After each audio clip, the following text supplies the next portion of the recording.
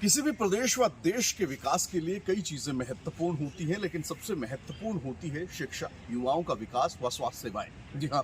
नमस्कार, मैं हूं विपिन परमार और आप देख रहे हैं इंडिया न्यूज का डिजिटल प्लेटफॉर्म।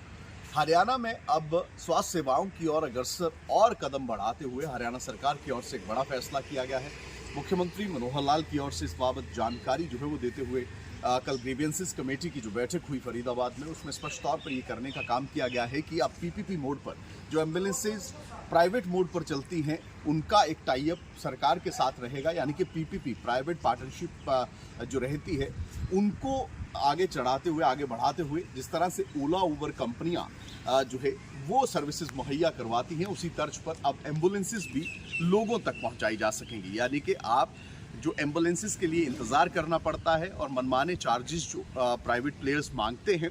उनसे कहीं ना कहीं एक राहत आम जनता को मिलती नजर आएगी। यानी कि अब ओला उबर की ही तर्ज पर पीपीपी मोड पर एम्बुलेंसेज जो हैं वो आपके घर के बाहर तुरंत एक स्पेसिफाइड टाइम में जो है वो पहुंचने का काम करेंगी। इस बाबत कदम बढ़ाते हुए स्वास्थ्य विभाग को निर्देश भी दिए गए हैं। एक खाका तैयार करने को कहा गया है, एक प्रोजेक्ट तैयार करने को कहा गया है, जिसके तहत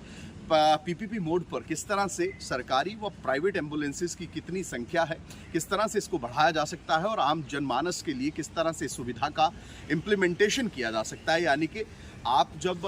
चाहे वो मोबाइल के इस्तेमाल से या ऐप के इस्तेमाल से एम्बुलेंस बुलवाएं तो तुरंत प्रभाव से वो एम्बुलेंस जो है वो आपके पास पहुंचे, जिस तरह से प्राइवेट टैक्सी प्लेयर्स जो हैं या ये कंपनियां जो है वो करती हैं। ऐसे में लोगों को अमूमन काफ़ी दिक्कत और मुश्किलात का सामना करना पड़ता है, टाइम पर एम्बुलेंसेज जो है वो नहीं मिलती हैं। सरकार की एक परियोजना डायल 112 है, जिसके तहत काफ़ी फ़ायदा जो है वो हरियाणा प्रदेश की जनता को हुआ है, लेकिन स्वास्थ्य सेवाओं में ही स्पेसिफिकली किस तरह से एम्बुलेंसेज का विस्तार किया जा सकता है और किस तरह से पीपीपी मोड पर लाते हुए इसको लोगों के लिए इस्तेमाल किया जा सकता है और लोगों को इसकी सुविधा मिल सकती है, इसको लेकर अब सरकार की ओर से सोचा गया है। अब देखना यही होगा कि इसकी इम्प्लीमेंटेशन कब तक होती है और किस तरह से लोग जो है इस सुविधा का फायदा उठा पाते हैं।